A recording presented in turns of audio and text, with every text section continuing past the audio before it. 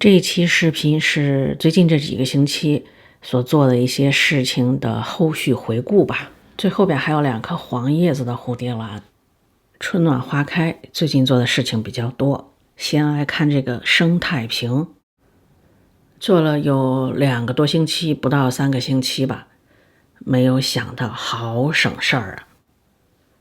做完之后浇1次水，这之后连水都不用浇，因为它整个这个环境已经做到自给自足了，我觉得是。平时这个盖子是盖着的，我好像打开过，忘了1、2次还是2、3次吧。打开看一眼里面，我接着就又盖上了。看这些植物是不是觉得还挺精神的？因为有盖子，所以瓶里的湿度非常大，水分也很难跑出来，所以不用经常浇水。而植物自己能够制造氧气，也能呼出二氧化碳。呼吸作用是吸收氧气，放出二氧化碳；光合作用是吸收二氧化碳，释放氧气。所以这2个作用可以相互利用，相互帮忙，也就是我刚才说的自给自足。当然，我也曾经打开过瓶盖，不够的部分还可以从外面补足。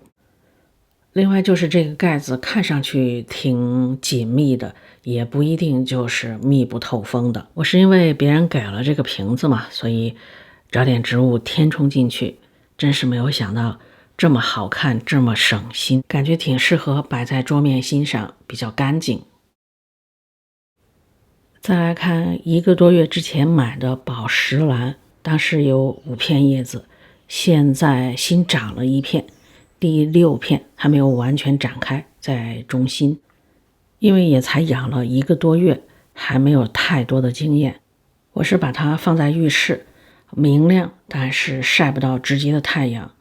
水这1个多月我只浇了2次，因为我这个盆比较大，我很怕它烂根。第1次浇水大约是在2个多星期之后，摸起来盆面的椰糠已经非常的干了，盆里面肯定还没有干。这个时候呢，我就沿着这个盆的边儿1周圈浇水，直到盆底露出水为止。沿着盆的1周圈浇水，就是没敢往中间浇，没敢在宝石兰的跟前浇水，因为是第1次浇水嘛，比较小心翼翼。这第2次浇水就是前不久了，这个时候它的中间的小叶子已经开始长了，我就有些信心了。而且第1次相当于水浇的并不是很充分，那第2次的水浇的就比较充分了。怎么算比较充分呢？就是第2次浇水的时候，整个盆面都有浇到水，不是只沿着4周圈浇，中心位置也有浇，直到水从盆里流出为止。而且这次是流出来很多水为止，第1次是盆底流出来一点水我就停了。从这儿开始，接下来就都是蝴蝶兰了。先看这个当初它刚刚见到花芽，它的高芽被摘下来了，高芽上也有花芽。母株上这个花芽长了很少一点点，这个我其实还有点意外，我以为把高芽剪了之后，它负担轻了，花芽可以长得快一些呢。这旁边就是它的高芽，这个花芽也不大。这个我不意外，因为它失去了母株的支持，只依靠它自己的力量，能不能把这个花芽养大都两说呢。它是16-1，它旁边的那个高芽就是15-1，这是那个尝试着从老花梗上切下来的花芽，切口已经干了。这就是15号，刚才的15-1就是从这上面切下来的。高芽切走之后，它的花枝的生长速度还不错。看这儿有一个掉落的花苞，不是15号掉的，是这颗，这不是被我不小心折断了吗？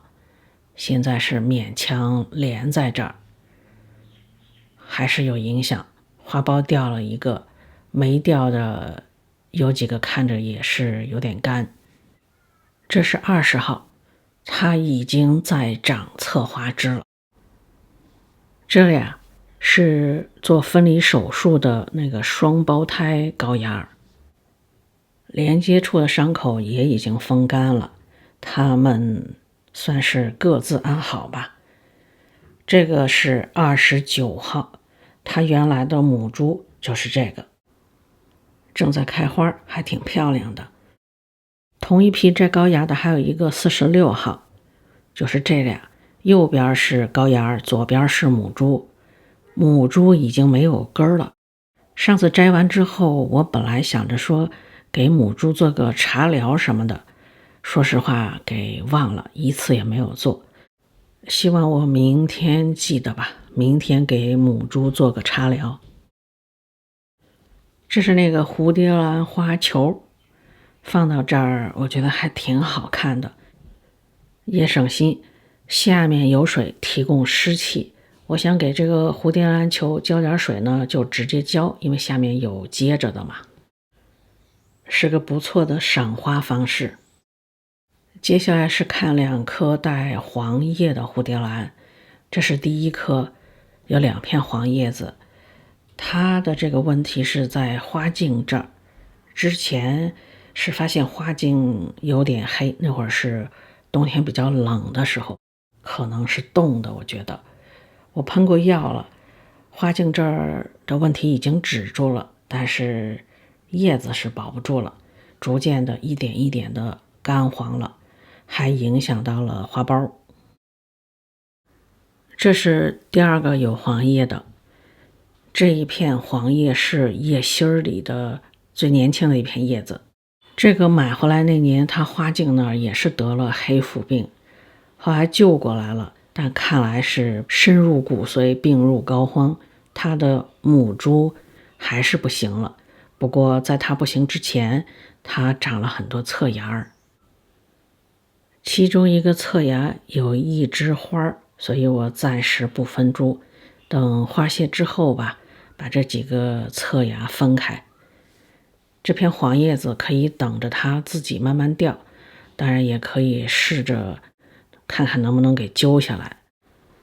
我感觉这2个有黄叶子的都不太抗冻，发病都是在我这儿的冬季，也都是花茎黑腐。虽然同样都是蝴蝶兰，看来对寒冷的耐受能力还是有区别的。